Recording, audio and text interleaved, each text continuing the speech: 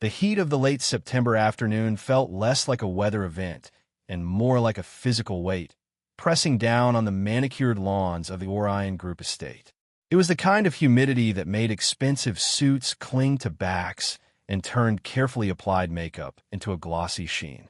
I stood near the edge of the white marquee tent, holding a glass of lukewarm mineral water, trying to make myself as invisible as physics would allow. I have always been good at blending into the background. It is a professional hazard, perhaps, or maybe just a survival mechanism I developed over years of living with someone who required every photon of available spotlight. My wife, Sarah, was somewhere in the center of the swirling crowd of laughing executives and marketing managers.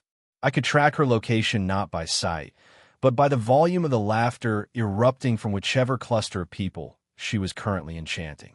Sarah had a gift for that. She could walk into a room and make the air feel electrified. She was vibrant, loud, and colorful. In contrast, I was the beige wallpaper that kept the room from looking too chaotic.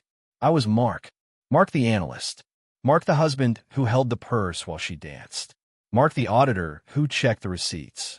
I adjusted my tie, feeling a bead of sweat roll down my spine. This was the annual Orion Group Fall Gala, a corporate ritual where the company leadership patted themselves on the back for another quarter of aggressive growth. The air smelled of charcoal smoke from the premium barbecue station and the cloying sweetness of expensive perfume. It was a display of wealth that made my internal accountant cringe. I knew the numbers. I knew that Sarah's department had missed its targets for 2 consecutive quarters. Yet here they were, popping champagne corks as if they had just conquered the world. A man I did not recognize bumped into me, spilling a drop of red wine on his own cuff. He looked at me with the glazed eyes of someone who had started celebrating at noon. "Oh, sorry there, buddy," he muttered, barely registering my presence before moving on. I was used to it. In this ecosystem, I was an invasive species. I was not in marketing. I was not in sales. I dealt in hard data, in the unvarnished truth of numbers that people like these tried desperately to spin into beautiful narratives. I scanned the crowd again, my eyes locking onto Sarah. She was wearing a dress that we definitely could not afford, a shimmering emerald thing that caught the sunlight. She looked magnificent, and she looked frantic. There was a manic energy to her gestures today, a sharpness to her smile that did not quite reach her eyes. She was standing next to Jason Miller, the regional director. Jason was everything I was not. He was tall, with a smile that looked like it had been engineered in a laboratory to disarm clients. He wore his ambition like a cologne, pungent and overwhelming. I watched them. It is what I do. I observe. I look for patterns. And the pattern I was seeing made my stomach turn over, a slow, cold revolution that had nothing to do with the heat or the lukewarm water. It was the proximity. Jason was standing just inside her personal space, not in a threatening way, but in a way that suggested ownership. When Sarah laughed, she didn't throw her head back. She leaned forward toward him. When he spoke, he didn't address the group. He spoke to her chin, his eyes dropping periodically. It was a dance, subtle to the untrained eye, but screamingly obvious to someone who had spent 15 years studying the woman. I felt a vibration in my pocket. My phone, probably a spam email or a notification about the credit card bill. I ignored it. I didn't want to look at the numbers today. Today, I just wanted to survive the social obligation and go home to the quiet. I wanted to sit in my den, perhaps organize my coin collection, or just read. Sarah called it my old man routine. She had recently told me, during one of our increasingly frequent arguments, that living with me was like living with a retired librarian. She said I had no fire. She said I'd let myself go, not physically, but spiritually. She said I was boring in every aspect of our life, especially the parts that were supposed to be intimate. That comment had stung more than I let on. I had absorbed it, filed it away, and tried to be better. I tried to listen more. I tried to be present. But standing there, watching her hand brush against Jason's sleeve, a touch that lingered for a second too long to be accidental, I realized that my efforts were likely being deposited into an account that had already been closed. "Hey, Anderson," a voice boomed. I turned to see a colleague from Sarah's accounting department, a man named Dave who always looked like he was about to ask to borrow $5. "Hello, Dave," I said, forcing a polite nod. "Great party, right?" Dave gestured with a chicken wing. The bosses really went all out. "Heard Miller is going to make a big announcement. Maybe a merger? Or a bonus?" I looked back at Jason and Sarah. They were whispering now. The crowd was beginning to thin out around the main stage, a raised wooden platform decorated with blue and silver balloons. "I doubt it's a bonus, Dave," I said quietly. "The quarterly revenue doesn't support a payout of this magnitude. This is purely optics." Dave blinked at me, his smile faltering. "You really know how to suck the fun out of a room, Mark. That is a gift." "I'm just stating the facts," I replied. Dave shook his head and wandered off to find someone who would lie to him pleasantly. I remained alone. The feeling of dread was intensifying. It was a physical pressure in my chest. I wanted to leave.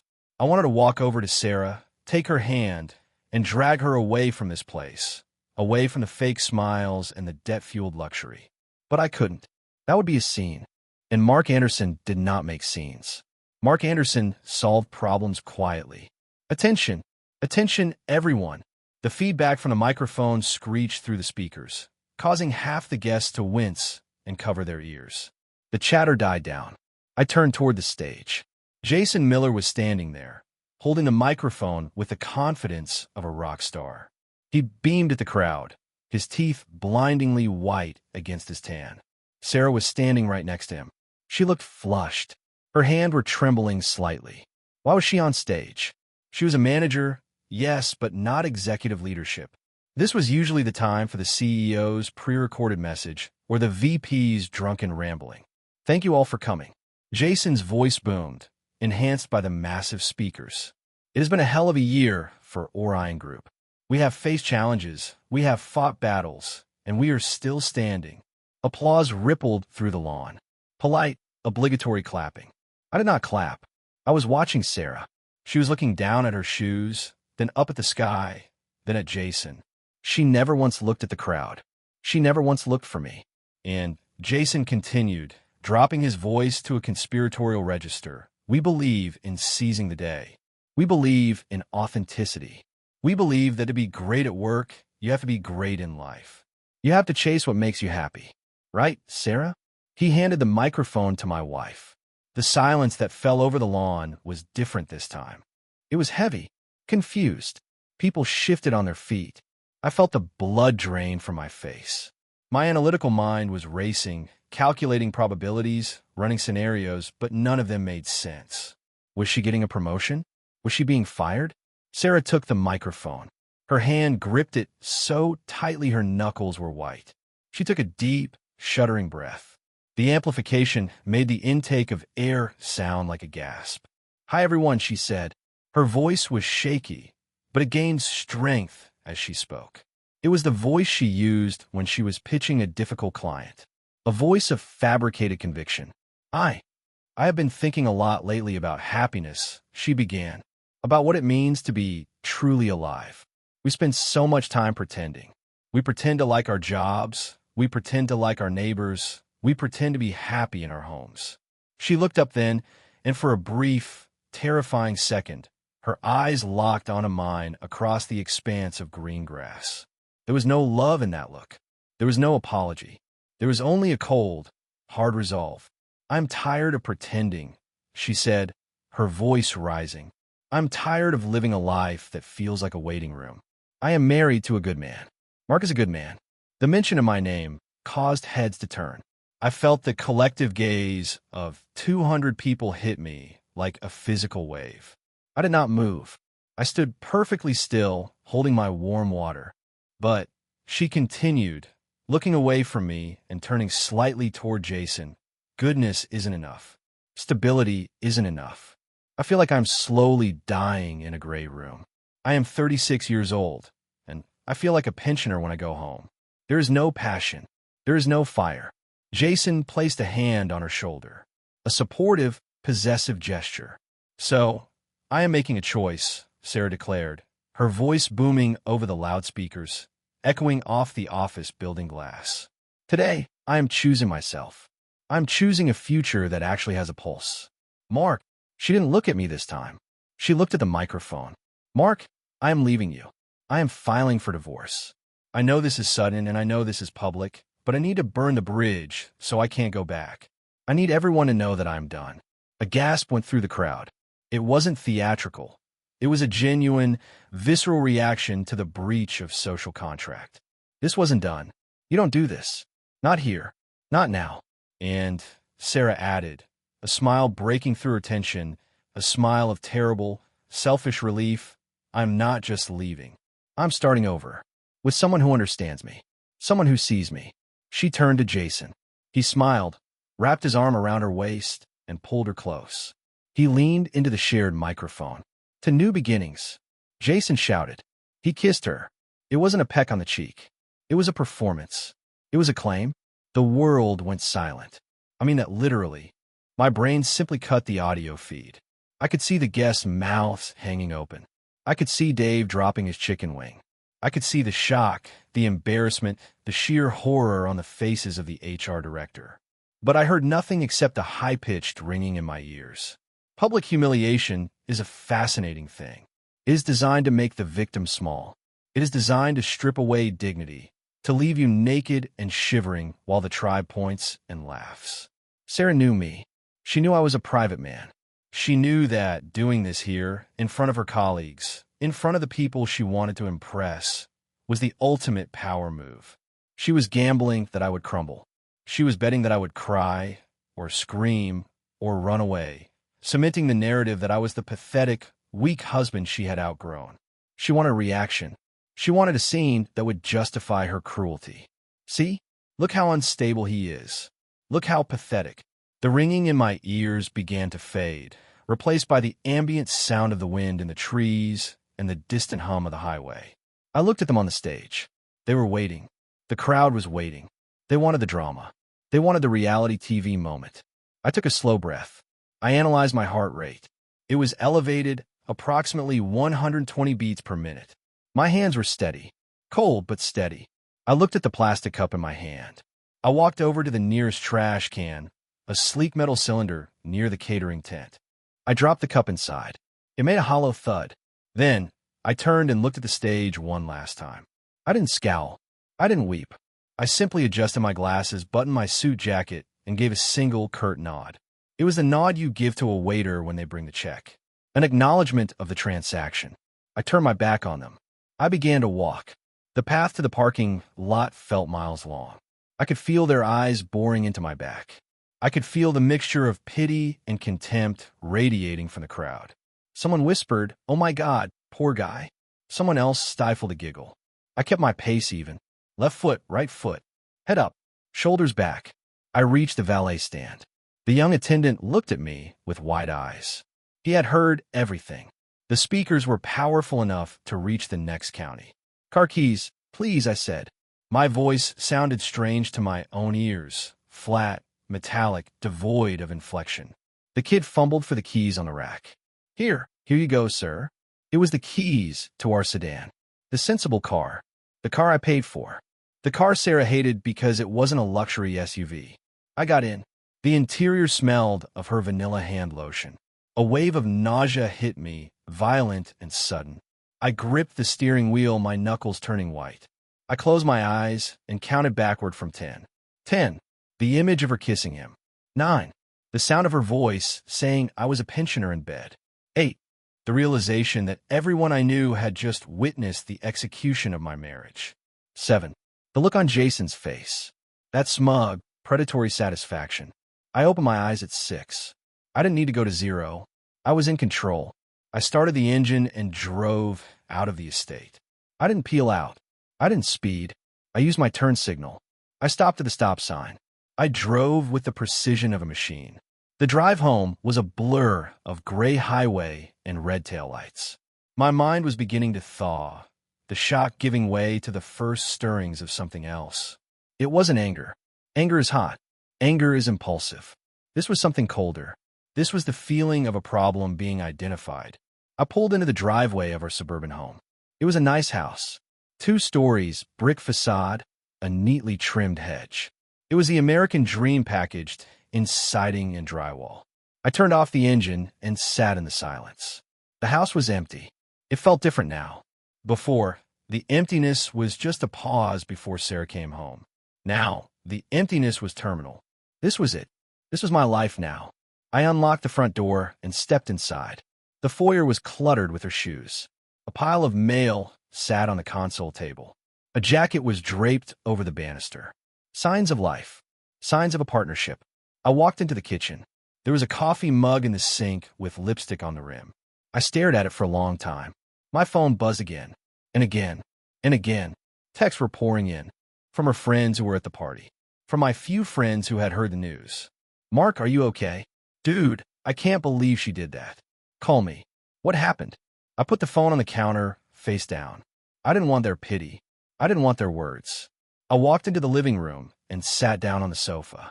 I looked at the TV screen, dark and reflective. I saw my own reflection. I looked tired. I looked like a man who had just lost everything. But looks can be deceiving. I sat there for an hour as the sun went down, casting long shadows across the floor. I replayed the scene on the stage over and over. I analyzed every word she said. I need to burn the bridge. She wanted a clean break. She wanted to be the heroine of her own romantic drama. She cast me as the villain, or worse, the obstacle. The boring, dusty obstacle. She thought she was starting a new life.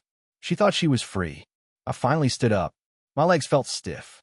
I walked to the hallway, but instead of going to the bedroom, I went to my study.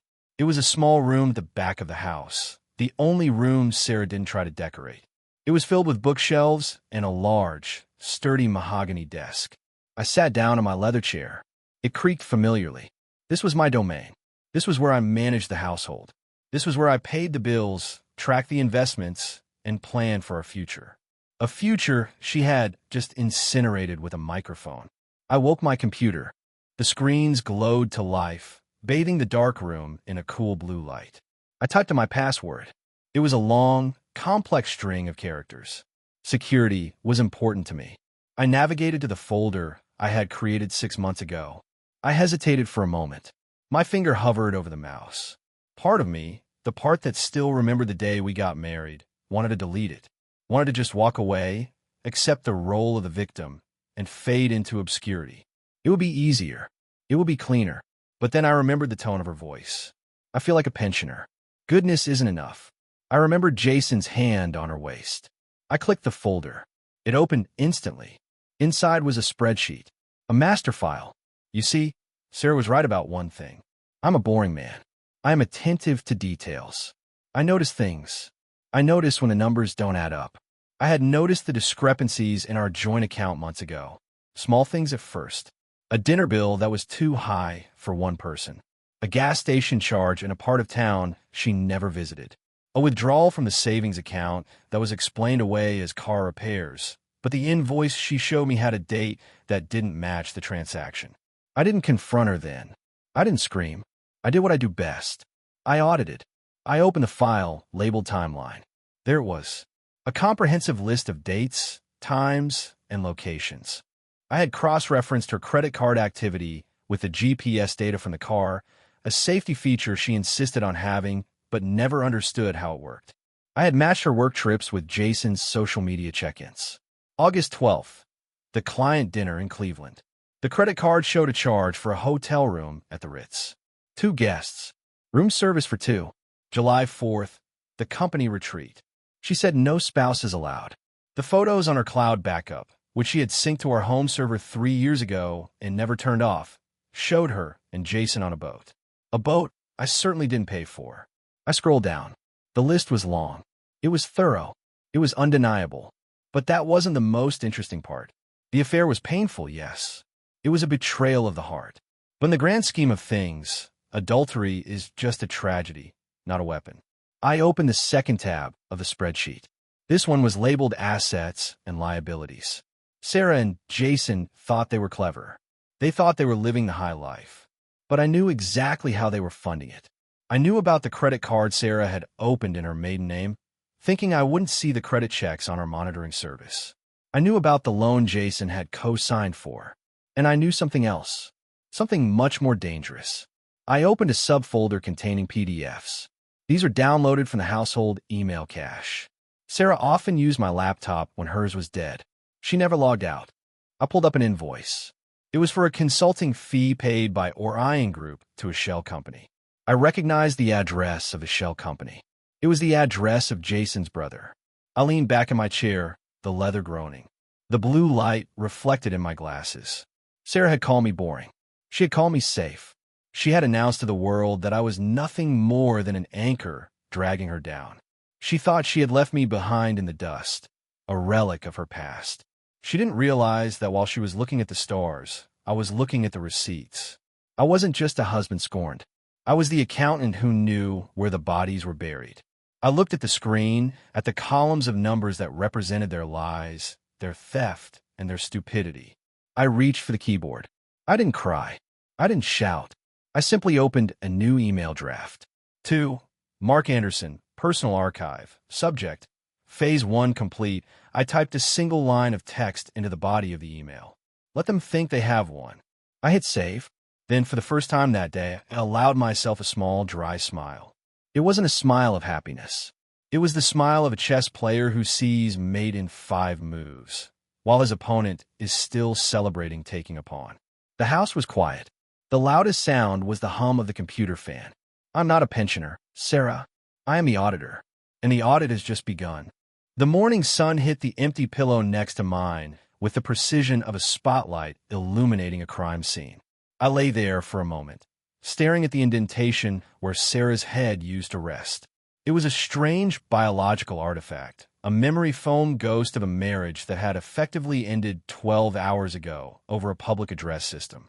The house was silent, not the peaceful silence of a Sunday morning, but the hollow, pressurized silence of a vacuum. The air felt stale, recycled, devoid of the chaotic energy Sarah always brought with her. The clatter of makeup brushes, the hum of the hairdryer, the frantic search for keys. Now, there was only the hum of the refrigerator downstairs and the rhythmic thumping of my own heart. I threw off the duvet and sat up. My movements were mechanical. Rise, stunt, walk, bathroom, brush teeth. I looked at myself in the mirror. I expected to see a wreck. I expected bloodshot eyes, a gray complexion, the visage of a broken man. Instead, I saw Mark Anderson. I looked exactly the same as I had yesterday. Perhaps the lines around my mouth were slightly deeper, or my eyes a fraction colder, but otherwise, the vessel remained intact. It is amazing how much internal structural damage a facade can hide. I went downstairs to the kitchen. The coffee machine was cold. I brewed a fresh pot, measuring the grounds with unnecessary exactitude.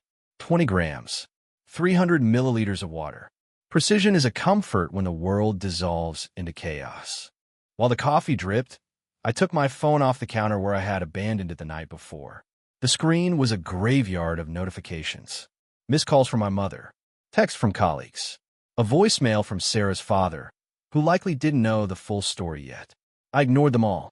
I opened my email app and composed a message to my direct supervisor. Subject, request for emergency leave, David. Due to unforeseen personal circumstances, I will be taking my accumulated vacation time effective immediately. I expect to be out of the office for 2 weeks. I will be unreachable by phone. Please forward my current audit files to the junior team. I hit send. Just like that, I had cleared the board. I had 2 weeks, 336 hours. It was a finite amount of time, but for a man of my particular skill set, it was an eternity. I took my coffee into the study. This room, with its dark wood paneling and floor-to-ceiling bookshelves, had always been my sanctuary. Sarah called it the cave. She hated the lack of natural light. She said it smelled of old paper and dust. To me, it smelled of order. It smelled of facts. I sat in my leather chair and placed the mug on a coaster. I adjusted the blinds to let in a sliver of light, enough to see, but not enough to cause glare on the monitors. I woke the computer. The dual screens flickered to life. Phase 1 was complete, recognition of the problem. Phase 2 was now beginning, data acquisition and analysis. I am an auditor. In my professional life, I hunt for discrepancies in corporate ledgers. I look for the shadow of a missing dollar, the ghost of a falsified receipt. People think auditing is about math. It is not. It is about psychology.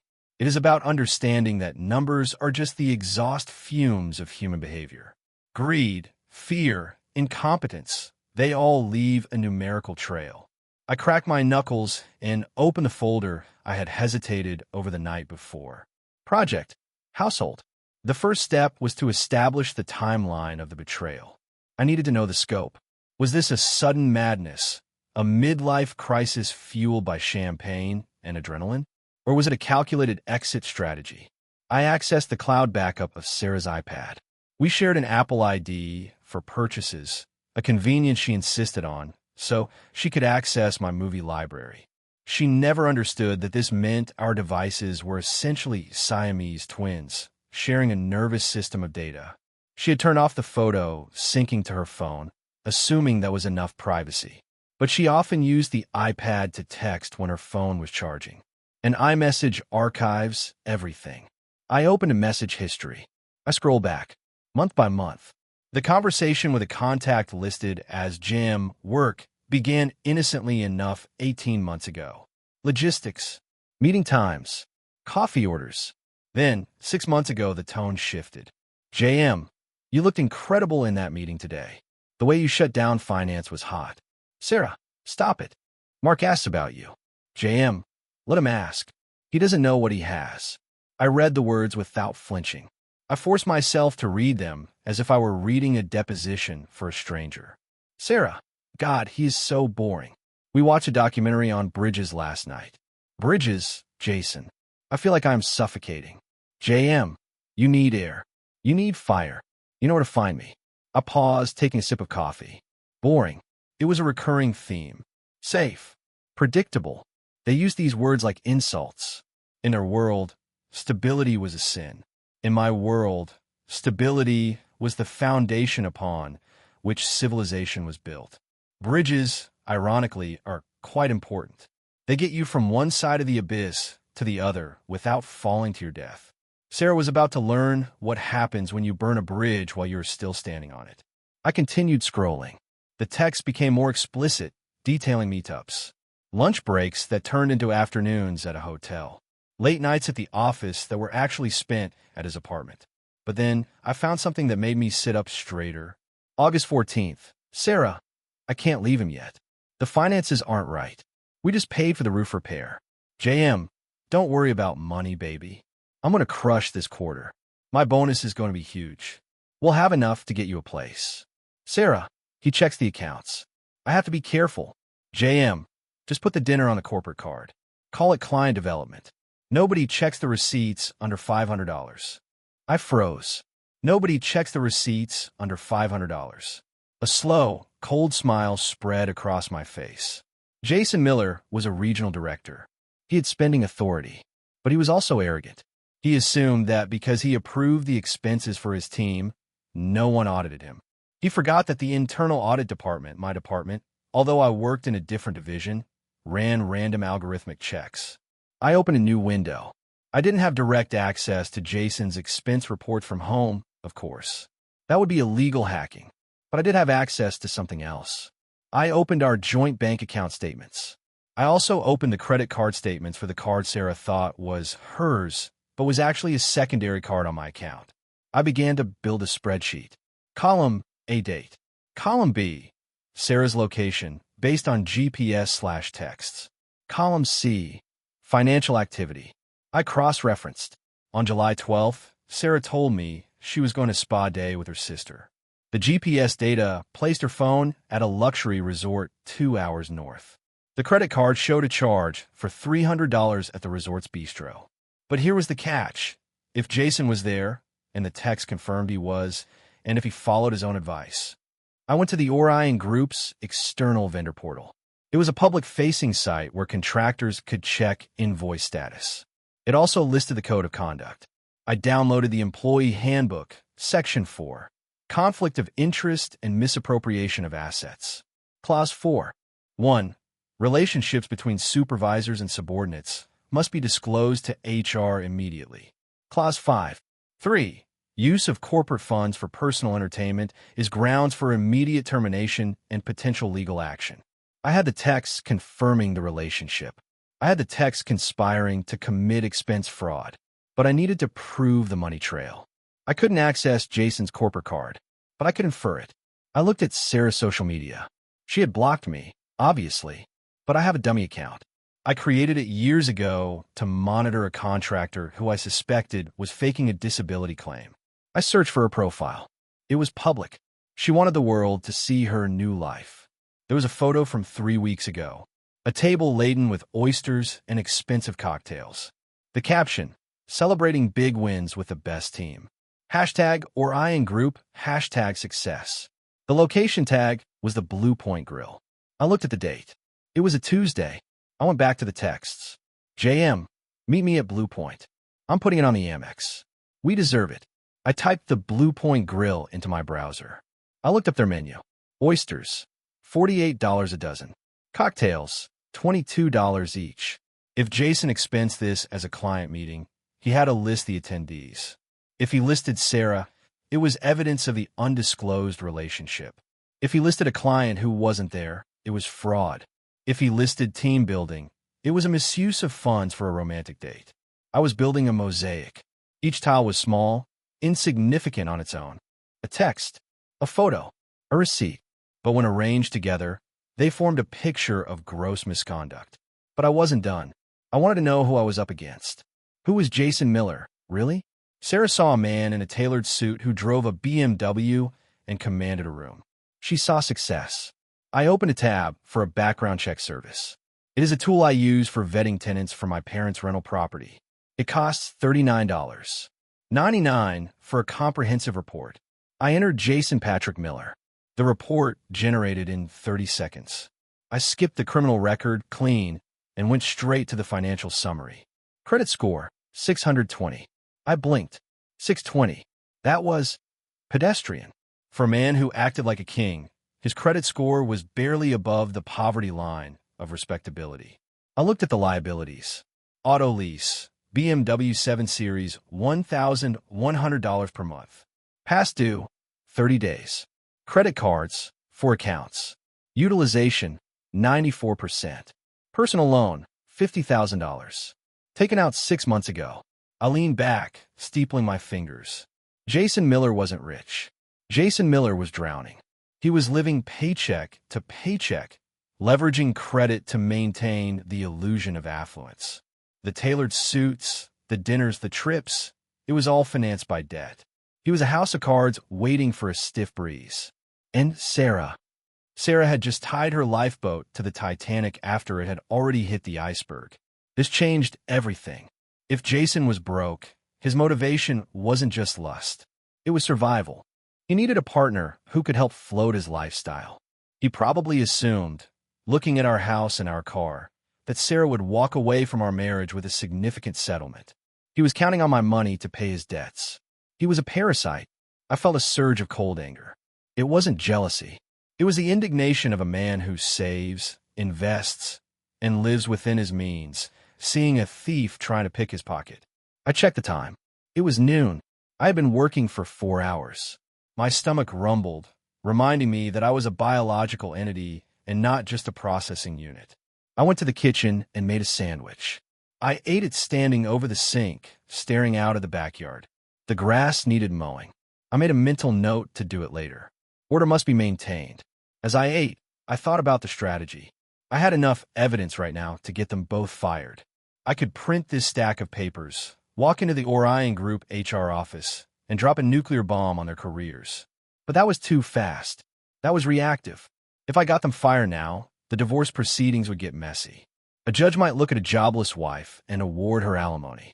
A judge might see a man who destroyed his wife's livelihood out of spite and penalize him. No, they needed to feel secure. They needed to feel like they had one. I needed Jason to believe that the money was coming. I needed him to spend money he didn't have, anticipating a windfall. I needed Sarah to sign the divorce papers while she still thought she was trading up. I washed my plate and dried it. I returned to the study. I needed to solidify the trap. I opened a new document. I labeled it Divorce Settlement Strategy. I typed out a list of assets. The house. Market value, $550,000. Mortgage remaining, $300,000. Equity, $250,000. Retirement accounts, $400,000, my name. Savings, $80,000, joint. Sarah would want half. She would want the house. I looked at the numbers. If I fought her for the house, it would drag on for months. Lawyers would eat up the equity. But what if I gave her what she wanted? I pulled up the deed to the house. I looked at the mortgage terms. It was in my name, but the title was joint. Then I remembered the home equity line of credit, HELOC. 2 years ago, we had opened a line of credit against the house for renovations. We had used about $20,000 for the kitchen. The limit was $100,000. I logged into the bank portal. My eyes widened. Current balance on HELOC, $95,000. I stared at the screen. The blood drained from my face. She hadn't just been spending cash. She had maxed out the credit line against our home. I clicked on the transaction history. Transfer to J. Miller Consulting. Transfer to crypto exchange. Cash withdrawal. My hand shook. This wasn't just dinner receipts. This was grand larceny. She had drained the equity in our home to fund Jason's investments or debts. I closed my eyes and took a deep breath. This was painful. This was $75,000 of my net worth gone, vaporized by her stupidity and his greed. But then the auditor brain kicked in. Liability. This debt was joint.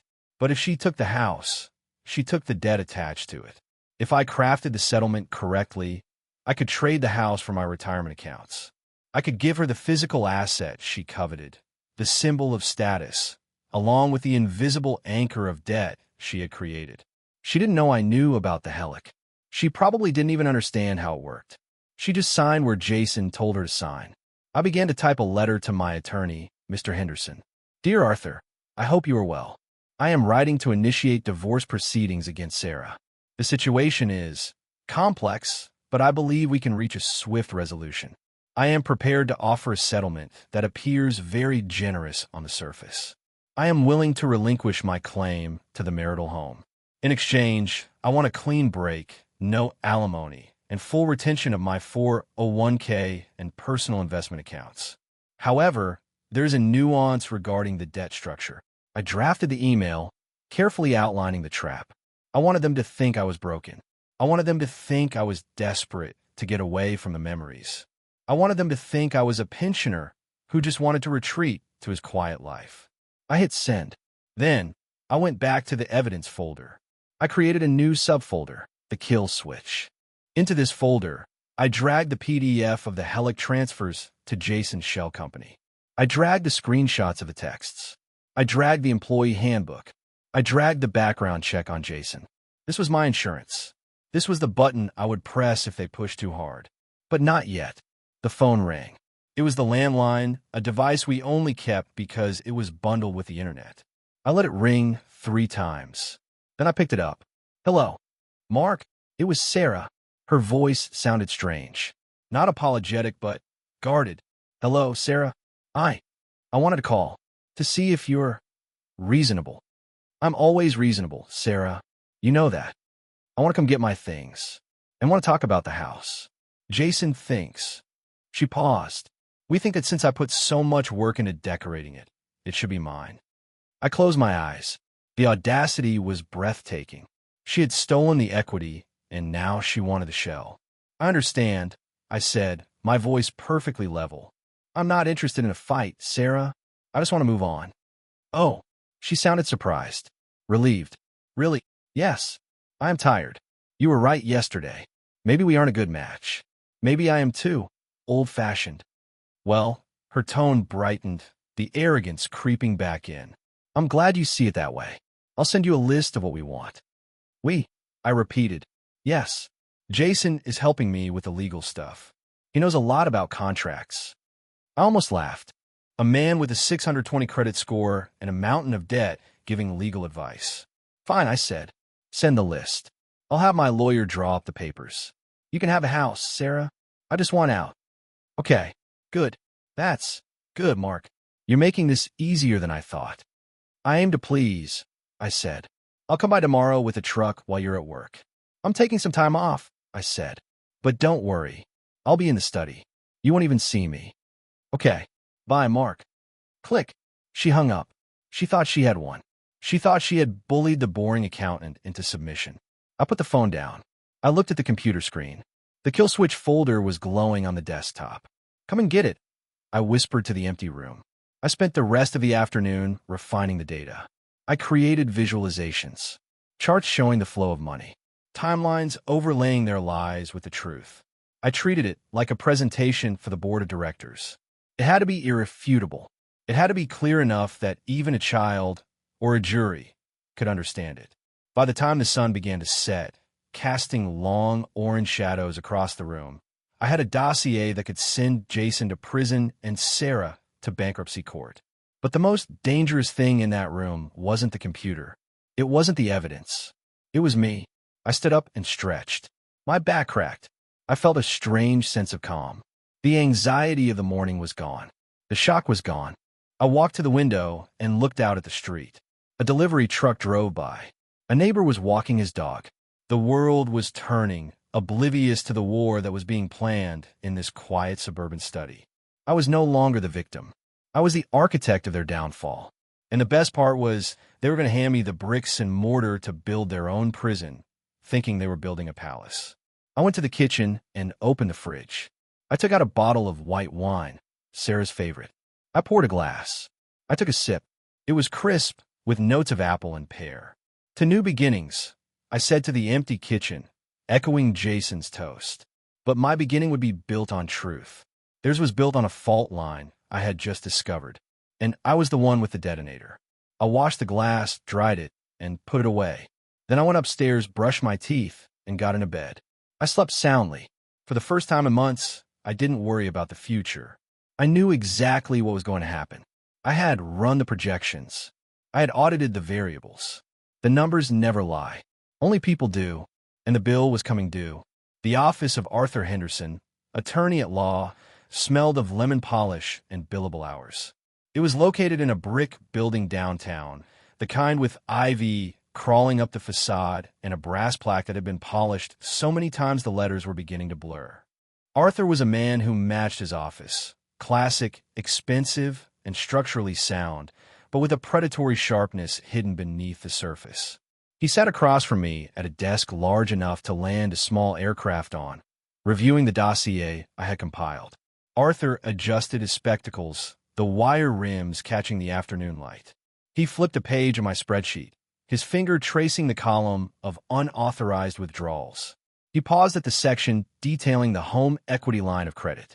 He looked up, his eyebrows raised in a silent expression of professional appreciation. "This is thorough," Arthur said. His voice was gravelly, like tires on a driveway. "Most clients come in here with a shoebox of crumpled receipts and a lot of emotional baggage. You have brought me a forensic audit." "I prefer to be prepared," I said, sitting with my hands folded in my lap. "Emotion is inefficient in legal matters." Arthur chuckled, a dry sound. "If only everyone saw it that way. Look, Mark, based on this, the Hellick fraud, the misappropriation of marital assets, we could go to court. We could drag this out.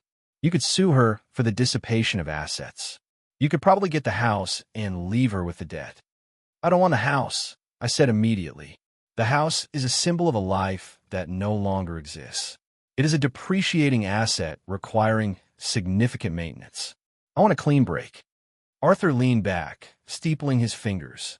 "So, the strategy remains the golden cage." "Precisely. They believe they are winning.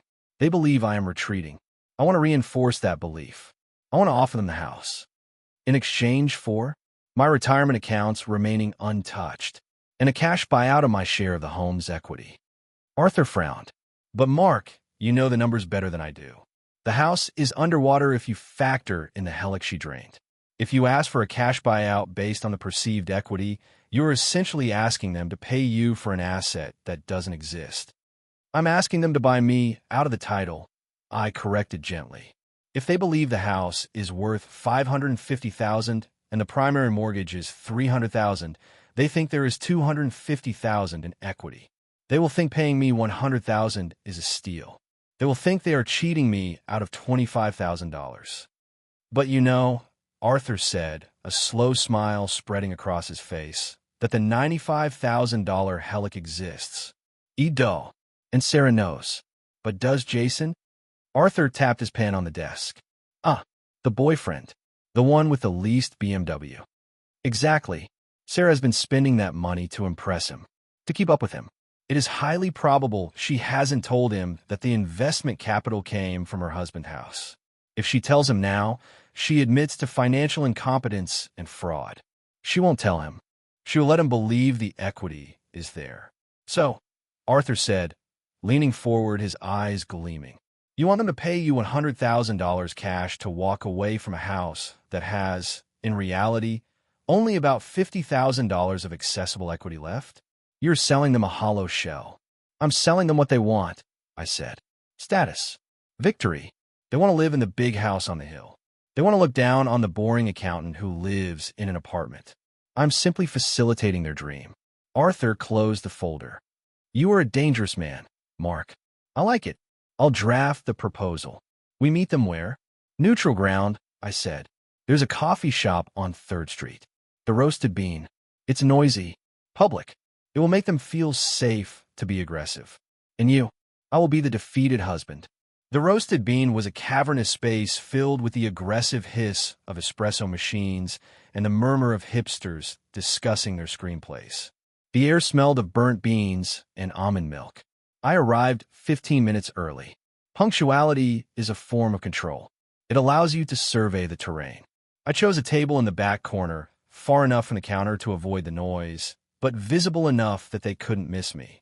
I had dressed carefully for the occasion. I wore a sweater that was slightly too large, giving me a shrunken, diminished appearance. I didn't shave that morning, leaving a shadow of stubble that suggested sleepless nights and neglect. I removed my watch. I wanted to look like a man who had lost track of time, lost track of his pride, and was simply trying to survive. Sarah and Jason arrived 10 minutes late. It was a power play, of course. Make the victim wait. They looked like a magazine advertisement for a lifestyle brand. Sarah was wearing a sharp beige trench coat and oversized sunglasses, despite being indoors. She looked polished, but I noticed the tension in her jaw. Jason was wearing a navy suit, no tie, the top button of his shirt undone to show off a gold chain. He walked with a swagger that took up too much space. He guided Sarah by the elbow, a gesture of ownership that made my stomach tighten, though my face remained a mask of weary resignation. They sat down opposite me. Jason didn't offer to shake hands. He just placed his phone on the table, face up. Mark, Sarah said. Her voice was tight. She took off her sunglasses. Her eyes were expertly made up, but the skin around them looked tired. Sarah, I said quietly. I looked at Jason. Jason.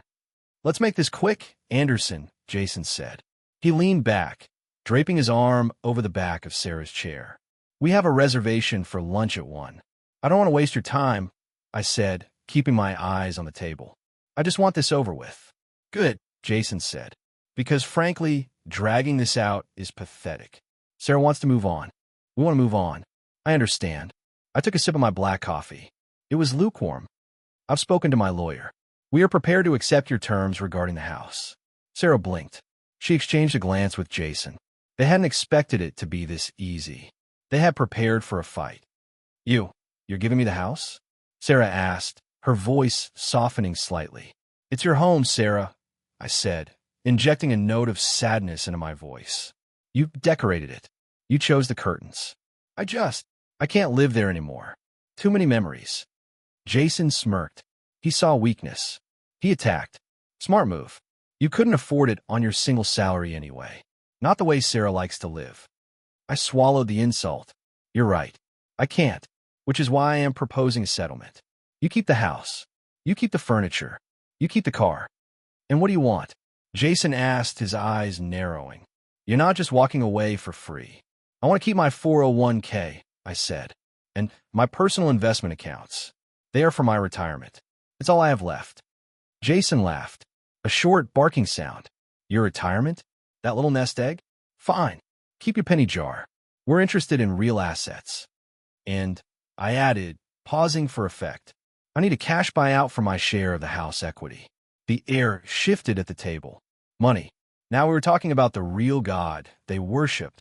How much? Sarah asked. The house is valued at $550, I said, reciting the numbers we all knew. The mortgage is $300. That leaves $250,000 in equity. My share is half, $125,000. Jason scoffed. You're dreaming. We're not writing you a check for that much. I need to start over, I said, my voice pleading. I need an apartment. Furniture. I have nothing.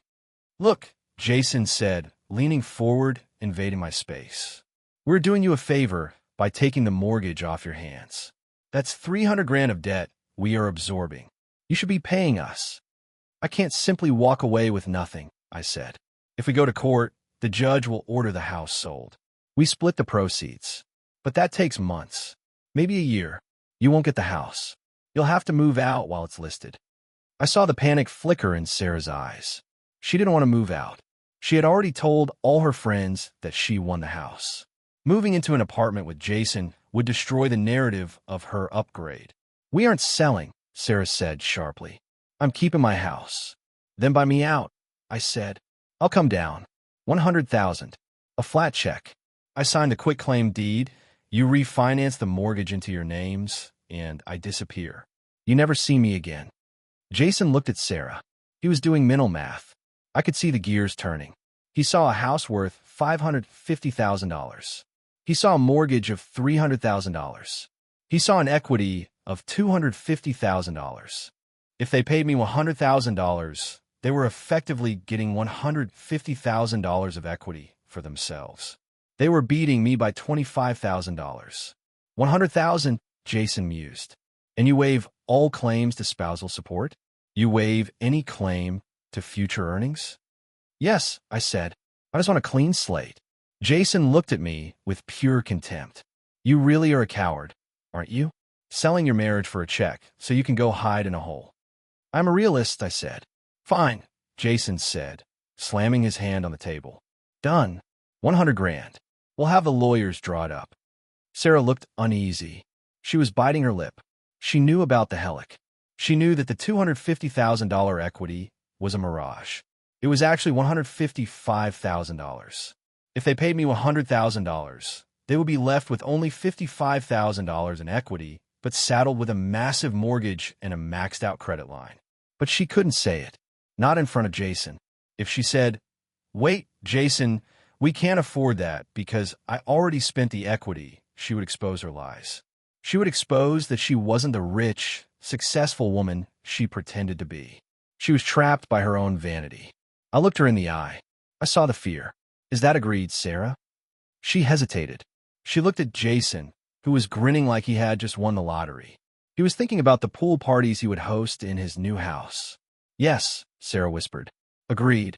Great, Jason said. We'll get the money. Give us 48 hours. I'll have my lawyers send the paperwork, I said. I stood up. I didn't say goodbye. I walked out of the coffee shop feeling their eyes on my back. As I stepped onto the sidewalk, the cool autumn air hit my face. I took a deep breath. Phase 2 was complete. The trap was set.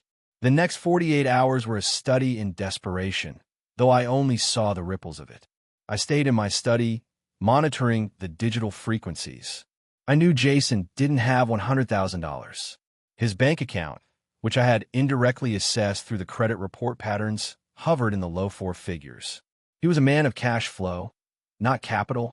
So, how does a man with a 620 credit score raise $100,000 in 2 days? He borrows. I saw the inquiries hit the credit monitoring systems. Soft pulls first, then hard pulls. High-interest personal loan lenders. The kind that advertise on late-night television. Quick cash. No questions asked.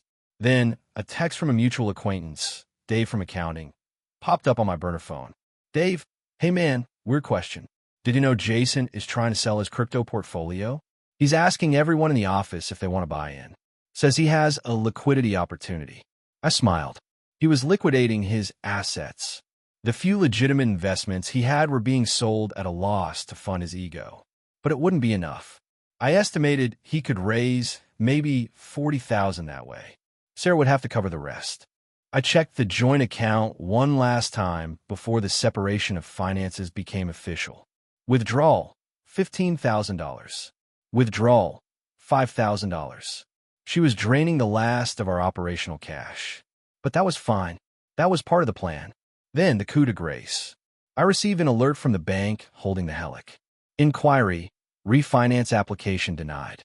They tried to refinance the house to pull out cash to pay me. But the bank saw the debt-to-income ratio. The bank saw the maxed-out credit line. The bank said no. So they were forced to go to the shadow banking sector.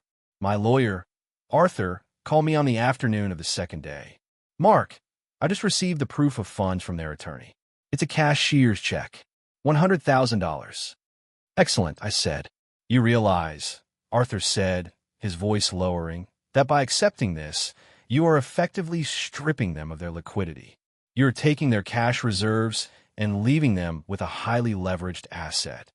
I am merely accepting the settlement they proposed, Arthur. You are cold, Mark. I'll set up the signing for tomorrow morning. The signing took place in a conference room at the title company.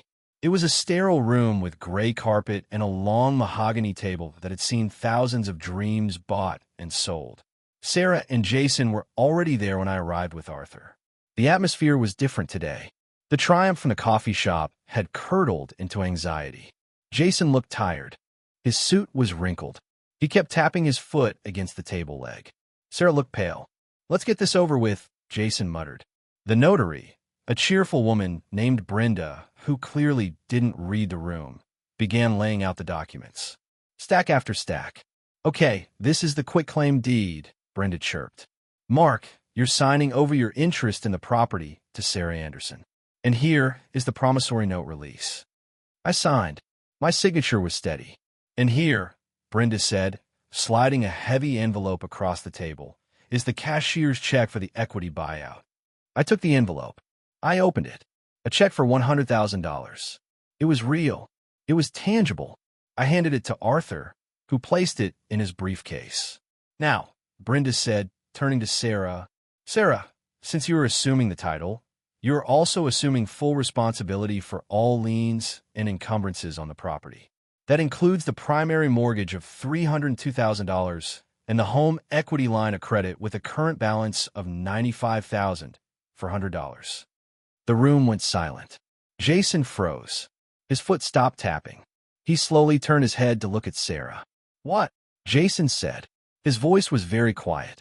Sarah stared at the table, her face flushing a deep crimson red. It's just a line of credit, Jason. For the house. $95,000. Jason repeated. You told me the equity was $250. You told me the only debt was the mortgage. We needed things. Sarah hissed, panic rising in her voice. The renovations, the furniture, the trips. Jason looked at her, horror dawning on his face. You mean the trips we took? You paid for them with the house. I thought we would handle it, Sarah stammered. Excuse me, Arthur interrupted smoothly. Is there a problem? The documents state clearly that the buyer assumes all debt. If you're not prepared to sign. No, Jason snapped, but he looked like he was about to be sick. He looked at the check in Arthur's briefcase. His money, borrowed at God knows what interest rate. And then he looked at the document that shackled him to a house that was effectively worthless. He realized, in that moment, that he had been played. He realized that the math didn't work. They had just paid $100,000 for a house that had maybe $50,000 of real value and monthly payments they couldn't afford. But he couldn't back down. Not now. Not in front of me. His pride was the only thing holding him upright. We're signing, Jason said through gritted teeth. Sign it, Sarah. Sarah picked up the pen. Her hand was shaking so badly the signature looked like a seismograph of an earthquake. I watched them. I watched the ink dry on their financial death sentence. Congratulations, I said softly when it was done. It's all yours. I stood up. I felt lighter. The house, the debt, the lies, they were no longer my burden. I was free. I had my retirement intact, and I had a check that would more than cover a comfortable new beginning. Good luck, I said. You're going to need it. I walked out of the conference room. I didn't look back, but as the door closed, I heard the beginning of an argument. It started as a whisper and quickly escalated. You lied to me. Jason's voice. I did it for us. Sarah's voice. I walked down the hallway to the elevator. Arthur walked beside me. That was brutal, Arthur said, shaking his head. Masterful, but brutal. They have no idea what's coming next, do they? No, I said, pressing the down button. They think the debt is the problem. They don't know about the employment termination. Phase 3, Arthur asked. Phase 3, I confirmed. I spent the rest of the day in a strange state of suspended animation. I deposited the check. I found a temporary apartment, a clean, modern studio in the city center, far away from the suburbs. I moved my few boxes. I set up my computer on a simple glass desk. The view from the window was of the city skyline, steel and glass. It was cold, impersonal, and perfect. I opened my laptop. I logged into the employee portal for the last time. I still have my access. My vacation was approved, but my credentials were active. I checked the corporate directory. Jason Miller was still listed as regional director. Sarah Anderson was still listed as PR manager. They were currently celebrating or arguing in their expensive house. They probably bought champagne. They probably told themselves that they could make it work. Jason would hustle. Sarah would get a bonus. They would grow into the debt. They were operating on the assumption that their income streams were constant. I opened the file labeled the black box. This was the compilation of the expense fraud, the proof that Jason and Sarah had used corporate funds to facilitate their affair. The dates, the receipts, the cross-references. I had formatted it into a formal whistleblower complaint. I hesitated, not out of mercy, but out of precision. Timing was everything. If I sent it today, they would be fired tomorrow. But tomorrow was Friday. Payroll processed on Monday. If I waited until Monday morning, they would go into the weekend thinking they were safe. They might spend more money. They might book a vacation to celebrate the house. But more importantly, Jason had a quarterly review scheduled for Tuesday. He was expecting a promotion. To destroy hope is far more effective than to simply inflict pain. I decided to schedule the email. Send date, Monday, 9 a.m. Recipient, Compliance Officer, VP of Human Resources, Board of Directors Audit Committee. I clicked Schedule. The system confirmed. The missile was in the air, flying slowly, silently towards its target. I sat back in my chair. The sun was setting over the city, turning the buildings into pillars of fire. I thought about Sarah. I thought about the years we spent together. I thought about the woman I married, who used to laugh at my jokes and help me with the crossword puzzle. That woman was gone. She had been replaced by a stranger who announced her betrayal through a loudspeaker. I didn't hate the stranger. I simply audited her, and I found her wanting. My phone buzzed. It was a text from Sarah. We got the keys. It's done. Please don't contact us again. I looked at the message. I didn't reply. I deleted the thread. Then I stood up and walked to the kitchenette. I poured a glass of water. The silence in the apartment was profound. It wasn't the loud silence of the party, the silence of humiliation. It was the quiet, confident silence of a balanced ledger. I was alone, but for the first time in a long time, I wasn't lonely. I was solvent, and come Monday morning, the market was going to crash. Sunday passed in a blur of mundane tasks. I bought a new coffee maker. I bought sheets. I joined a gym. I was building a life that fit inside the margins of my new reality. I imagined them in the house, the golden cage. I imagined Jason pacing the floors of the living room, calculating the interest on his personal loan. He was probably looking at the furniture Sarah loved so much and wondering how much he could get for it on Craigslist. I imagined Sarah trying to maintain the facade, posting photos of the new home on Instagram, filtering out the anxiety in her eyes. They were trapped together, bonded not by love, but by a mortgage note and a lie. Monday morning arrived with gray skies and a steady drizzle of rain. It was appropriate weather for an execution. I woke up at 6 a.m. I made coffee. I showered. I put on a suit, not because I was going to work, but because I wanted to feel the armor. At 8:55 a.m., I sat in front of my computer. I watched the clock on the screen. 8:58, 8:59, 9 o'clock, message sent. I didn't feel a surge of joy. I felt a sense of closure. The logic gate had closed. The circuit was complete. I took a sip of coffee. Now I just had to wait for the echo. It didn't take long. At 10:30 a.m., my phone rang. It was Dave. Mark, Dave whispered. He sounded like he was hiding under a desk. "You're not going to believe what is happening." "What is happening, Dave?" I asked calmly. Security just walked onto the floor. Two guys. Big guys. They went straight to Miller's office. "Is that so?" "Yeah. And get this, they went to Sarah's desk too. They are marching them out, Mark. With boxes. Everyone is watching. It's a bloodbath." "I see. Did you know?" Dave asked. Did you know something was going down?" "I'm on vacation, Dave," I said. "I don't know anything about office politics." "Man, Miller looks like he's going to throw up. And Sarah, she's crying. Loudly. She's screaming that it's a mistake." "Companies don't make mistakes like that, Dave. Usually, it's the numbers." "Crazy," Dave breathed. "Just crazy. Anyway, I thought you should know. Karma, right?" "Something like that," I said. "Thanks for the update." I hung up. I walked to the window and looked down at the street below. People were rushing to work, holding umbrellas, chasing their futures. Somewhere across town, two people were standing on a sidewalk with cardboard boxes, holding the keys to a house they couldn't pay for, with no jobs, no references, and a mountain of debt that was about to collapse on top of them. The trap had snapped shut. The cage was locked. And the best part was they had walked into it willingly, driven by their own arrogance. I finished my coffee. It was excellent.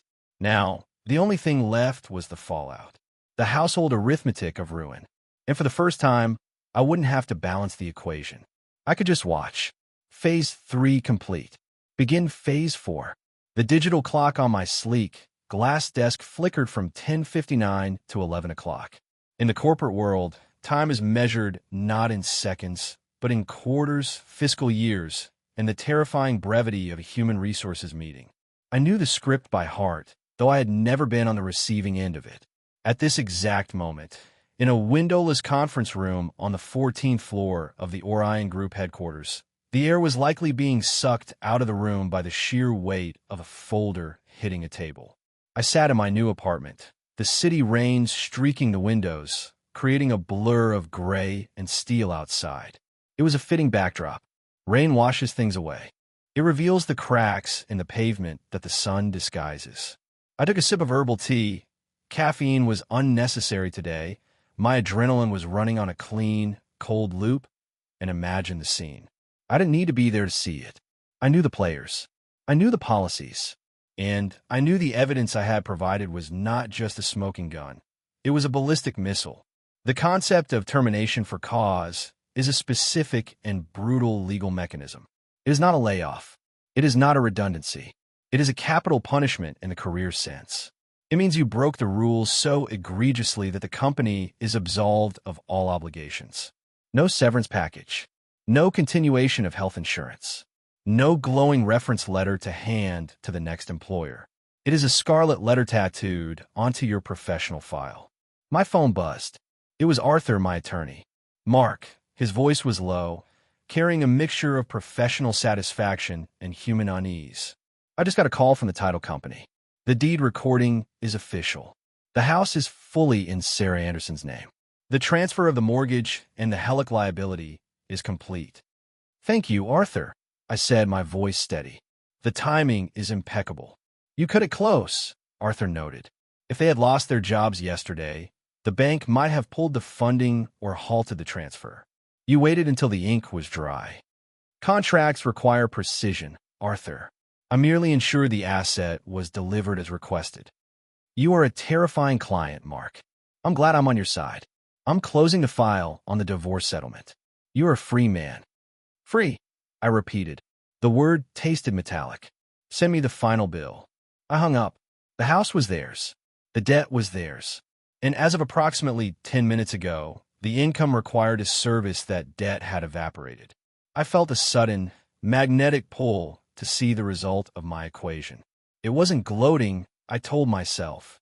An auditor must verify the findings. One cannot simply assume the book's balance. One must check the ledger. I put on my raincoat, grabbed my umbrella, and took the elevator down to the garage. My car, a reliable sedan that Sarah had always mocked for being too quiet, started with a hum. I drove through the slick city streets, heading toward the business district. The Orion Group building was a towering monolith of blue glass, surrounded by manicured landscaping that looked dreary in the rain.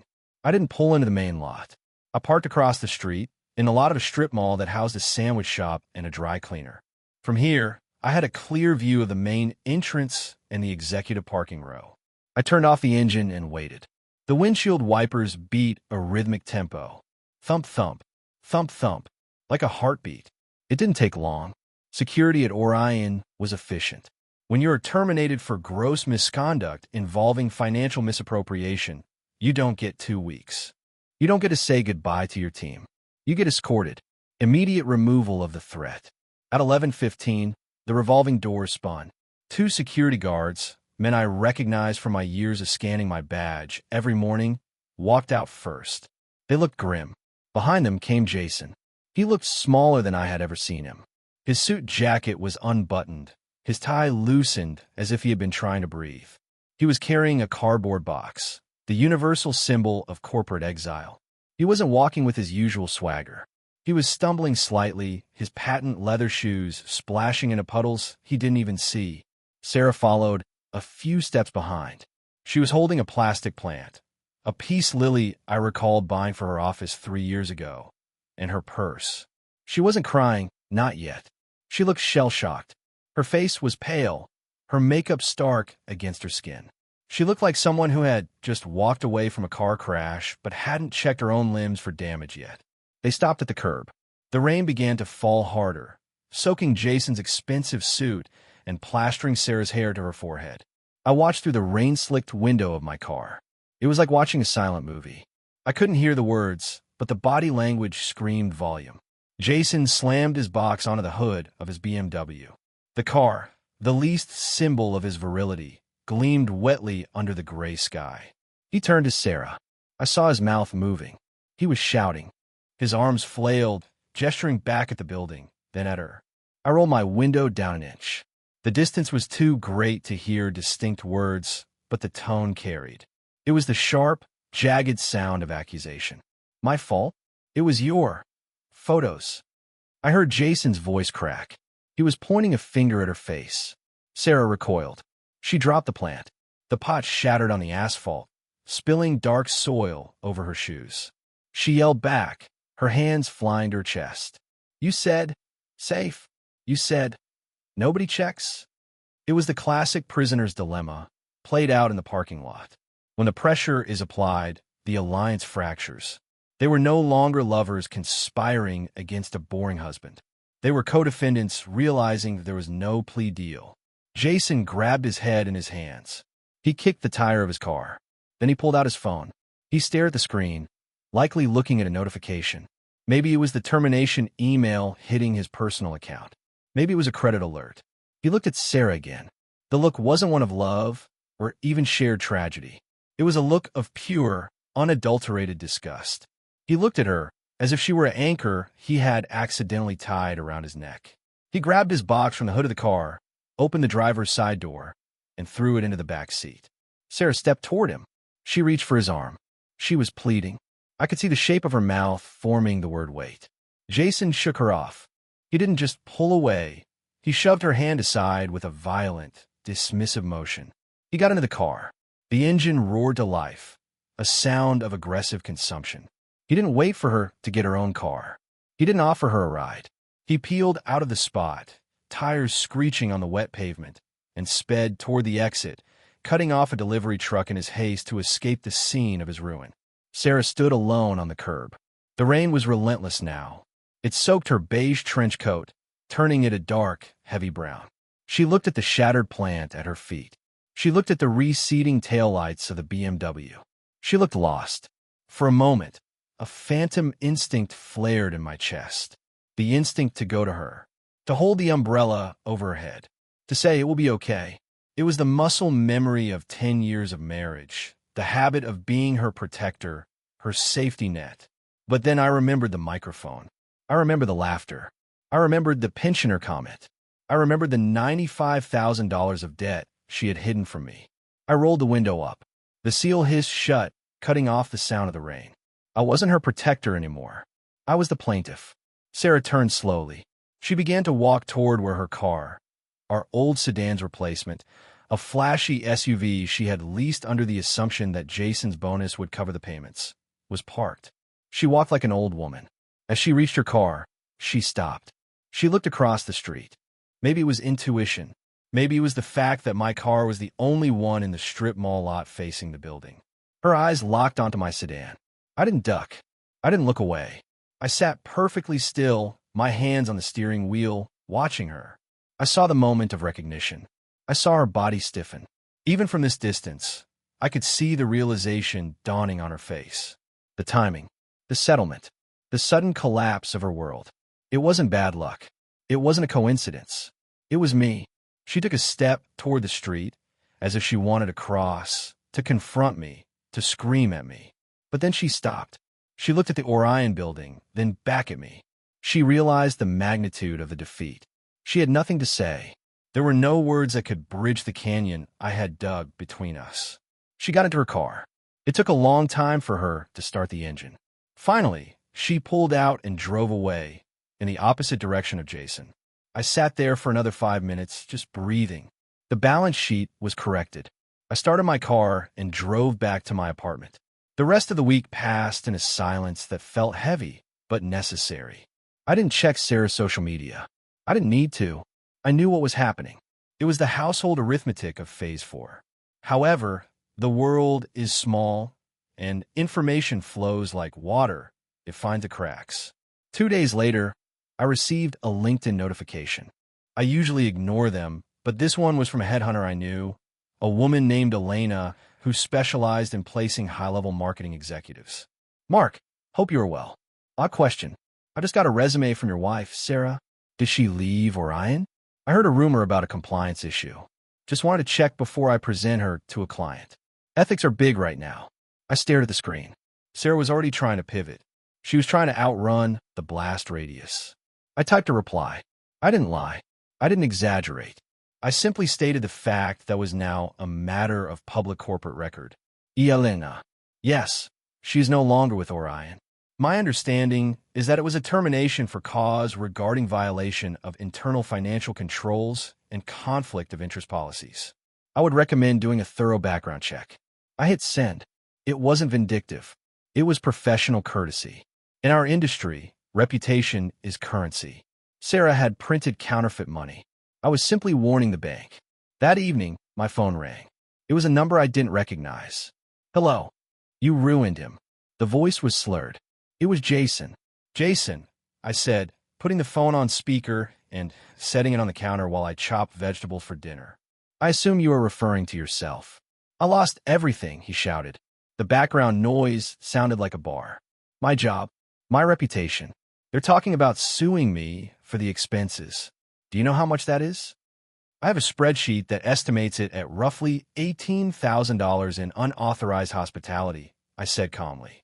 Plus the salary clawback for the period of the fraud. It adds up. You rat, he spat. You sat there and smiled. You let us buy that house. I didn't let you do anything, Jason. You demanded the house. You insisted on it. You called me a coward for giving it up. I simply agreed with you. I can't pay for it. I have no job. The lease on the car. They're going to repo it next week. That sounds like a liquidity problem, I observed, slicing a bell pepper with precision. Why, he moaned. The anger was draining out of him, replaced by a pathetic, drunken sorrow. Why didn't you just yell? Why didn't you just punch me? Why did you have to do this? Because a punch heals, Jason. A bruise fades in a week. But a credit score? A reputation for fraud? That lasts 7 years. Sometimes a lifetime. You're a monster, he whispered. No, I said. I'm an auditor. You failed the audit. I hung up. I blocked the number. I finished making my dinner. Stir fry. Healthy, economical, and delicious. The next morning, the reality of the golden cage began to tighten its bars. I received an email from the bank where we held the joint account, the one I had emptied and requested to close, but which still had some lingering administrative tendrils. Notification of insufficient funds. Sarah had tried to auto-pay the utility bill for the house. The payment had bounced. She was living in a 5-bedroom house, surrounded by expensive furniture, and the lights were about to go out. I felt a twinge of pity. It was faint, like a distant radio signal, but it was there. Sarah wasn't evil. She was just shallow. She was a person who had believed her own press release. She had thought she was the main character in a romance novel, only to realize she was a supporting character in a cautionary tale about financial literacy. I debated whether to reach out, to offer a lifeline. But then I looked at the calendar. It was Friday. Friday was the day the mortgage payment would have been drafted. Sarah had the house. She had the title. And now, she had the realization that the mortgage payment was $3,000 a month, and her checking account likely had less than $300. At 4 p.m., my doorbell rang. I checked the camera feed on my phone. It was Sarah. She wasn't wearing the trench coat. She was wearing jeans and a sweater that looked like it had been pulled from the laundry hamper. Her hair was pulled back in a messy bun. She looked smaller, younger, and infinitely more tired.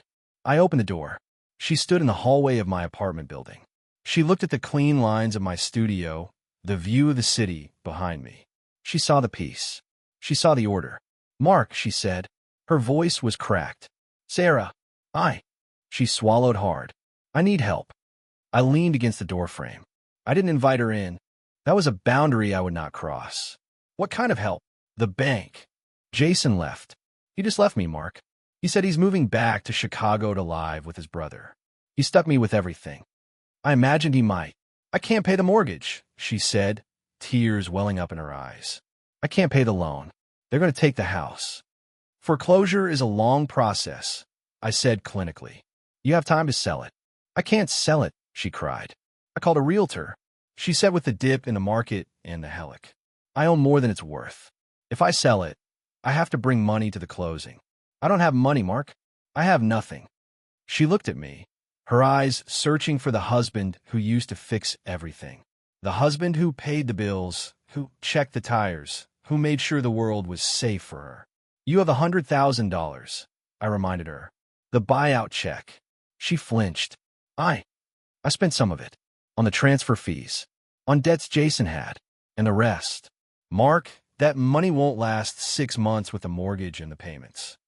"Then you should probably declare bankruptcy," I said. The word hung in the air between us. Bankruptcy. The ultimate admission of failure. For a woman who prided herself on status, it was a fate worse than death. "Mark, please." She stepped forward, reaching for my hand. I pulled it back. "Please, take the house back. I'll sign it over. Just take it back. I can't do this." I looked at her. I saw the fear. I saw the regret. But I also saw the calculation. She didn't want me. She wanted a bailout. She wanted to transfer the toxicity of her mistakes back onto my balance sheet. "I can't do that, Sarah," I said gently. "Why? You love that house." "I love the life I thought we had in that house," I corrected. "But that life was a fiction, and the house is a toxic asset. I advised you of the terms. You signed the papers. You wanted the equity. You have the equity." "It's negative equity," she screamed. "That is a risk inherent in any leveraged investment," I said. "You gambled, Sarah. You bet on Jason. You bet on yourself. And you bet against me." She stared at me, her mouth open. She finally saw me, not as the boring furniture in her life, but as the wall she had crashed into. "You planned this," she whispered. "You knew." "I audited the situation," I said. "I found a discrepancy. I corrected it." "Who are you?" she asked, tears streaming down her face. "I'm the pensioner," I said. "Remember?" I stepped back. "Mark, don't close the door. Please. I have nowhere to go. My mom. I can't tell her." "You'll figure it out, Sarah. You're a creative person. You wanted a life with fire. You wanted a life that wasn't gray." I looked at her one last time. "Now you have it." I closed the door. I heard her sobbing in the hallway. It was a raw, jagged sound. I stood there, my hand on the lock, listening. Part of me wanted to open it. Part of me, the weak part, the part that had let her walk all over me for years, wanted to write a check, to fix it, to make the pain stop. But then I looked at my desk. I looked at the spreadsheet on my monitor. Phase 4, asset separation and liability assignment. Status, complete. The sobbing eventually stopped. I heard the elevator ding. I heard the doors close. She was gone. I walked to the window. The rain had stopped. The clouds were breaking, revealing a sliver of cold, pale moon. The destruction was total. Their careers were incinerated. Their finances were in ruins. Their relationship was a smoking crater. And I was standing in a quiet room, debt-free, with a glass of water in my hand. It wasn't happiness. Happiness is warm. This was satisfaction. It was cool, crisp, and clear. I sat down at my computer. I had one more folder to open. Phase 5, the epilogue. I didn't need to do anything for this phase. The laws of physics would handle it. Gravity would do the rest. But there was one final loose end. The whistleblower reward. Orion Group had a policy. If an employee identifies fraud that leads to the recovery of assets or the prevention of loss, they are entitled to a percentage of the saved value. I hadn't done it for the money, but the policy existed. I opened the claim form. Estimated value of prevention. $18,000 in expense fraud plus potential reputational damage. I typed in my name, Mark Anderson. I hesitated. Did I need the money? No. But Jason had called me a monster. Sarah had called me boring. I filled out the form. I would donate the reward to a charity. Maybe a scholarship for accounting students. Or maybe a shelter for people who had lost their homes. The irony appealed to me. I clicked submit. The screen flashed. Claim received. I turned off the monitor. The room plunged into darkness, save for the city lights outside. I was ready for tomorrow. I was ready for the silence after the storm. The war was over. The treaty was signed, and the reparations had been paid in full. 6 months is a deceptively long time. In the world of finance, it is 2 fiscal quarters. It is enough time for a market correction, for a bubble to burst, and for the dust to settle into a new, hard-packed layer of geological history. In the world of human biology, it is enough time for cells to regenerate, for hair to grow, and for the sharp, jagged edges of a wound to knit themselves into a dull, white scar. I stood on the balcony of my apartment, watching the city below wake up to a crisp April morning. The winter had been harsh, a season of gray slush and biting winds, but spring had finally arrived with a vengeance. The trees lining the avenue were exploding with green, and the air smelled of wet earth and possibility. I took a sip of my coffee, a single-origin Ethiopian roast, brewed with the precision of a chemist. It was hot, acidic, and complex. It tasted like clarity. My life had contracted, and in that contraction, it had found density and weight. I no longer lived in the sprawling suburban house with the echoing hallways and the rooms furnished to impress people I didn't like. I lived in a 1,200-square-foot box of glass and concrete. I had a bed, a desk, a comfortable reading chair, and a kitchen that was used for cooking, not for staging lifestyle photos. I checked my watch. 7:30 a.m. I had a meeting at 9 o'clock with a new client.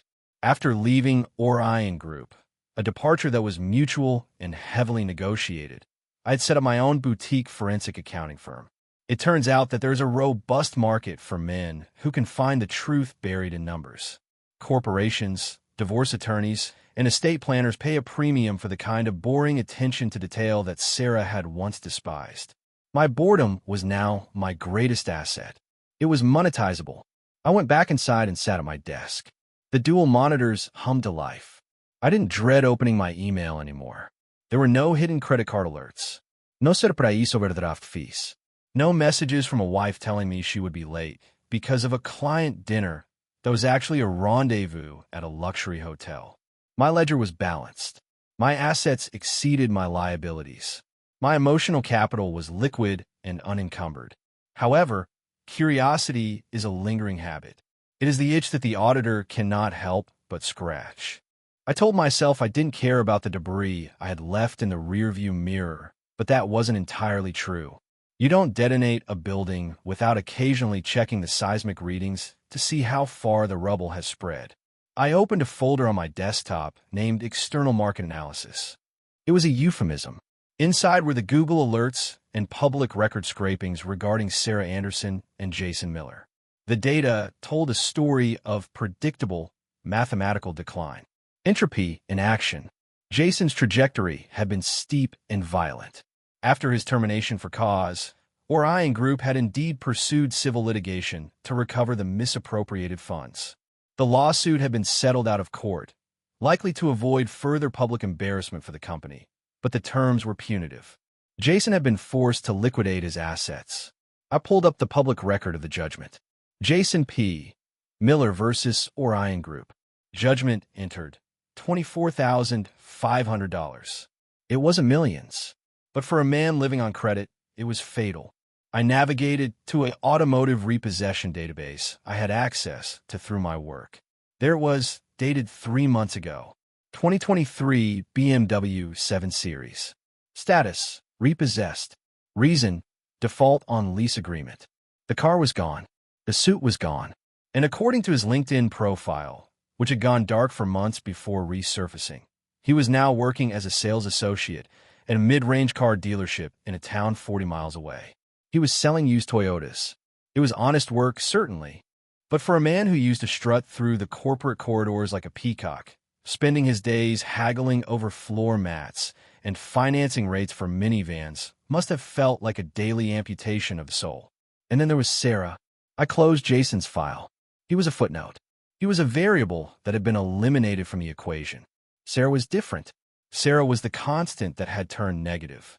I opened the real estate listing for our old address. 142 Maple Drive. Status: foreclosure/bank owned. The photos were heartbreaking, even to me. The bank had sent a contractor to take pictures for the auction site. The lawn, once Sarah's pride and joy, was overgrown. Weeds choked the flower beds where she had planted hydrangeas. The windows looked dark and vacant. But the interior photos were the worst. The living room was empty, save for a few darker patches on the hardwood floor where the expensive rugs had been. The kitchen, with its granite countertops that we had argued over, looked cold and industrial without the clutter of life. She had fought, I knew that. She had tried to hold on. She had burned through the $100,000 I gave her in 4 months, trying to pay the mortgage, the helic, and the credit card debt she had accumulated. She had likely sold her jewelry. She had probably begged her parents for help, draining their modest savings until they cut her off. But mathematics is relentless. You cannot argue with compound interest. You cannot charm a foreclosure notice. The house had been seized by the bank last month. Sarah had been evicted. I stared at the screen. I felt a phantom ache in my chest. It wasn't regret for the marriage. That was dead long before the microphone incident. It was a mourning for the waste. The sheer, unnecessary waste of potential. We could have been happy. We could have been secure. If she had just been content with boring. If she had realized that peace is not the absence of passion, but the foundation of it. But she had wanted fire, and fire consumes. I closed the browser. I stood up and adjusted my tie in the mirror. It was a Windsor knot, perfectly symmetrical. Time to go to work, I said to the empty room. The grocery store on a Tuesday evening is a place of quiet rituals. It is where people go to sustain themselves. I pushed my cart through the produce aisle, selecting bell peppers and avocados. I enjoyed cooking for myself now. It was a form of alchemy, taking raw ingredients and turning them into something sustaining.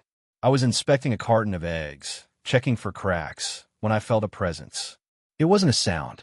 It was a disruption in the air pressure, the feeling of eyes on the back of my neck. I turned slowly. She was standing at the end of the aisle, near the dairy case. For a moment, I didn't recognize her. The Sarah I remembered was high definition. She was glossy hair, manicured nails, tailored coats, and the scent of expensive vanilla and jasmine. The woman standing by the milk was low resolution. She was wearing a gray hooded sweatshirt and sweatpants that had lost their elasticity. Her hair was pulled back into a ponytail, but strands were loose and frizzy. She wore no makeup. Her face looked thinner, the cheekbones sharper, but her eyes were surrounded by dark circles that spoke of chronic insomnia. She was holding a basket. Inside was a gallon of generic milk, a loaf of white bread, and a box of cereal. We stared at each other across the expanse of linoleum tile. The muzak played a soft, instrumental version of a pop song from the 90s. I didn't run. I didn't hide. I stood my ground, my hand resting on the handle of my cart. She hesitated, looking as if she might bolt toward the exit. But then, something in her posture slumped. A resignation. She walked slowly toward me. "Mark," she said. Her voice was raspy. "Sarah," I replied. My voice was calm. It was the voice I use for clients. Polite, professional, distant. She stopped a few feet away. She looked at my cart. She saw the steak, the bottle of wine, the fresh vegetables, the brand-name coffee. "You look good," she said. It sounded like an accusation. "I'm doing well," I said.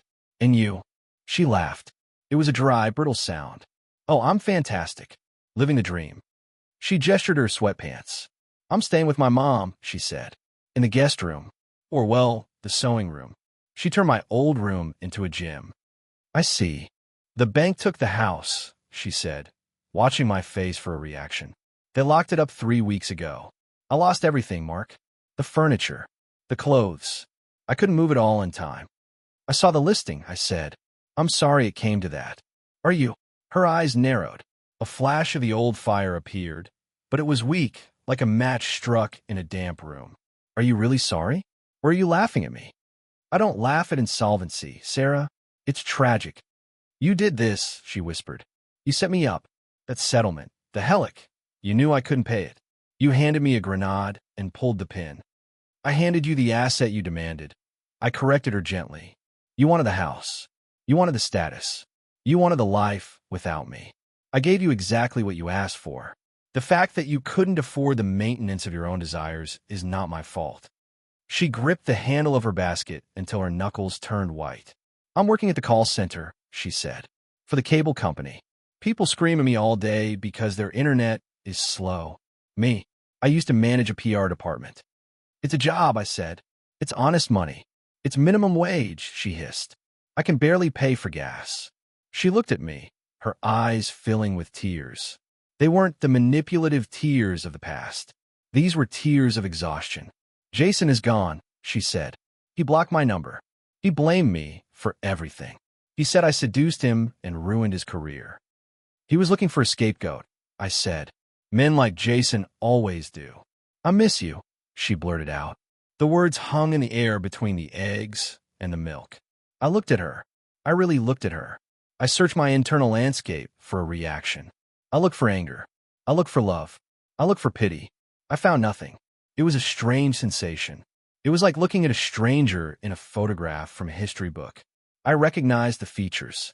I knew the history, but there was no emotional connection. The cord had been cut. "You don't miss me, Sarah," I said softly. "You miss the safety. You miss the bills being paid. You miss the car that started every morning. You miss the man who fixed the leaks." "No, E." "You called me a pensioner," I reminded her. "You said I was boring. You said you were dying in a gray room." I gestured around us. "This is reality, Sarah. This is the gray room. The difference is I know how to furnish it. You only wanted the party." She stared at me, the tears spilling over her cheeks. She looked incredibly young and incredibly old at the same time. "Can you?" She started, then stopped. She bit her lip. She looked down at her cheap sneakers. "I have a bill. A medical bill. I got sick last month. Stress, the doctor said. It's $500. Mark, I don't have it. Mom won't give me another dime." She looked up. "Please, for old time's sake." It was the final test, the final audit. I looked at the woman who had humiliated me in front of hundreds of people. The woman who had stolen from our home equity to fund an affair. The woman who had planned to leave me with nothing but a broken heart. I reached into my pocket. I pulled out my wallet. Her eyes widened. Hope flared in them. I opened the wallet. I took out a $20 bill. "Here," I said. She looked at the bill, then at me. Confusion clouded her face. "20? Mark, the bill is $500. "This isn't for the bill," I said. "This is for the groceries." I pointed to her basket. "Buy some fresh vegetables, Sarah. Take care of yourself." I placed the bill in her hand. Her fingers were cold. "I can't pay your debts anymore," I said. "That account is closed. Permanently." I stepped back. "Goodbye, Sarah."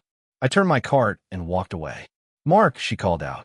It was a desperate, thin sound. I didn't turn back. I kept walking. I turned the corner into the cereal aisle. I focused on the boxes. Colorful, orderly, rows and columns. My heart was beating steadily. No skip, no flutter. I paid for my groceries. I walked out to my car. I loaded the bags. As I drove away, I saw her walking out of the store, head down, carrying her plastic bag. She walked to an old, rusted sedan that looked like it had 200,000 miles on it. I felt a moment of sadness. Not for me, for her, for the tragedy of a person who learns the value of water only after they have burned down the well. But then, I turned on a radio, a jazz station. A saxophone solo played, complex and winding. I drove home. The following week, a letter arrived at my office. It was on heavy, cream-colored stationery with the Orion Group logo embossed at the top. I opened it with a letter opener. Dear Mr. Anderson, per our whistleblower policy and the successful conclusion of the internal investigation regarding the financial irregularities identified in your submitted report, case number 4492, we are pleased to inform you that the board has authorized the disbursement of the reward. Your detailed documentation allowed us to recover a significant portion of the misappropriated assets through insurance claims and civil recovery. As per policy, you are entitled to 10% of the recovered/prevented loss value. Enclosed is a check for $2,450. 00. Thank you for your commitment to corporate integrity. Sincerely, the audit committee. I held the check. $2,450. It was roughly the cost of the client dinners Sarah and Jason had enjoyed over the last 3 months of their affair. It was blood money, or perhaps karma money. I looked at the check. I didn't need it. My business was thriving. I had more than enough. I thought about Sarah in the grocery store. I thought about the $20 I had given her. I opened my laptop. I logged into my banking portal. I could have sent it to her. It would have paid her medical bill. It would have given her breathing room for a month. But that would have been a mistake. It would have been enabling. It would have kept the connection alive. It would have taught her that Mark Anderson was still a safety net she could fall into when gravity took hold. And I was no longer a net. I was a wall. I navigated to the website of a local charity, the Second Chance Housing Initiative. They provided financial literacy courses and temporary housing for families facing foreclosure. I typed in the amount, $2,450. 00. And in honor of field, I typed Jason and Sarah. I smiled. A small, dry smile. I clicked donate. The screen flashed green. Transaction successful. I took the physical check, tore it into 4 neat pieces, and dropped them into the recycling bin. That night, I decided it was time for the final act of housekeeping. I sat in my study, my new study, with a view of the city lights rather than a dark suburban fence. I opened the external hard drive I kept in a fireproof safe. Inside was the folder. Project Loud Silence. It contained everything. The screenshots of the texts, the GPS logs, the financial spreadsheets, the recordings of the voicemails, the draft of the whistleblower complaint, the photos of the foreclosure listing. It was a digital museum of my pain, a meticulously curated exhibit of the worst year of my life. I had held on to it. Why? Perhaps as a trophy, perhaps as a reminder, perhaps because I was afraid that if I deleted it, I would forget the lesson. But the lesson was learned. The audit was complete. The books were closed. Keeping it now was just hoarding. It was inefficient. It was occupying storage space that could be used for something new. I hovered the mouse over the folder. Right-click, delete. Are you sure you want to permanently delete these items? I paused. I thought about the man I was before the picnic. The Mark who held her purse. The Mark who apologized for taking up space. The Mark who thought love was about enduring disrespect. That man was gone. He had died on that lawn, killed by a voice on a loudspeaker. The man sitting in this chair was different. He was harder, yes, but he was also lighter. He was defined by his own parameters, not by someone else's expectations. I looked at the cursor. I didn't feel anger. I didn't feel triumph. I felt peace. I clicked yes. The progress bar flashed for a second, deleting gigabytes of betrayal. Then it vanished. The folder was gone. The desktop was clean. I closed the laptop. I stood up and walked to the window. I opened it. The sounds of the city drifted up. Sirens, laughter, the hum of traffic. The sound of life happening. I took a deep breath. The air was cool and clean. My phone buzzed on the desk. I walked over and picked it up. It was a text from a woman named Claire. I had met her at a coffee shop 2 weeks ago. She was an architect. She liked jazz. She understood the beauty of structure. Claire, hey, I found that jazz club you mentioned. They have a quartet playing tonight. Interested in some structured improvisation? I looked at the message. Structured improvisation. I whispered. I like that. I typed back. Mark, sound perfect. What time? Claire, 8 o'clock? Mark, I'll be there at 7:55. I put the phone in my pocket. I grabbed my jacket. I walked to the door of my apartment. I paused for a second, looking back at the quiet, orderly room. It wasn't a gray room anymore. It was a blank canvas. I turned off the light. Audit complete, I said into the darkness.